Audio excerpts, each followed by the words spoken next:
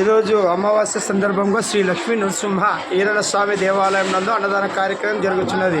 ప్రతి అమావాస్యకు అన్నదాన కార్యక్రమం జరుగుతుంది. అట్లా స్వామివారి ఆశీస్సులతో ఆంధ్రప్రదేశ్ కర్నూలు జిల్లా ఆదోని నియోజకవర్గంలో స్వామివారు శ్రీ లక్ష్మీ నరసింహ ఈరణ స్వామి రూపంలో వీరకుంద్రేణ స్వామి వారు వెలిసినారు.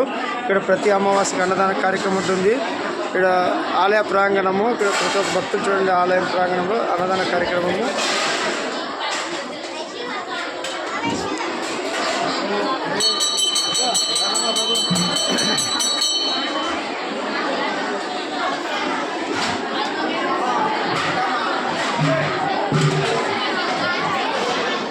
శ్రీ లక్ష్మీ నరసింహ ఈరణ స్వామి వారి దేవస్థానము మూలవిరాట్ స్వామివారిది.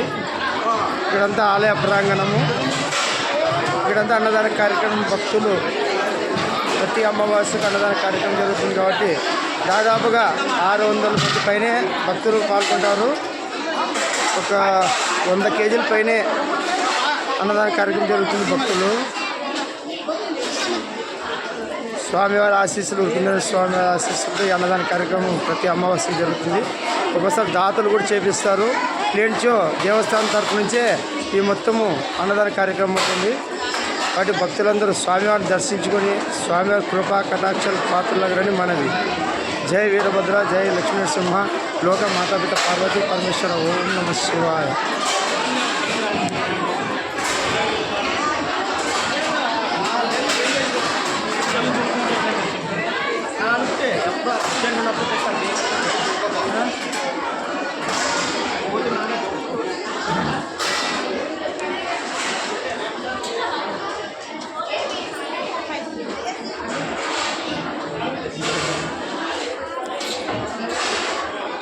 శ్రీ లక్ష్మీ నరసింహస్వామి రూపంలో వీరభద్రకుంజన స్వామి వారు శివుడి జటల్లోంచి వచ్చిన ఆయన వీరభద్రకుంజన స్వామి. అట్లా లక్ష్మీస్వామి స్వామి గారు గురువుగా హితబోధ చేసి స్వామివారి కలియుగంలో వీరభద్ర వసంతరాయలుగా వచ్చే టైం కూడా ఆసన్నమైంది. ఈ ఆలయం నుంచే మీకు అన్ని ముందుకు అర్థమవుతాయి.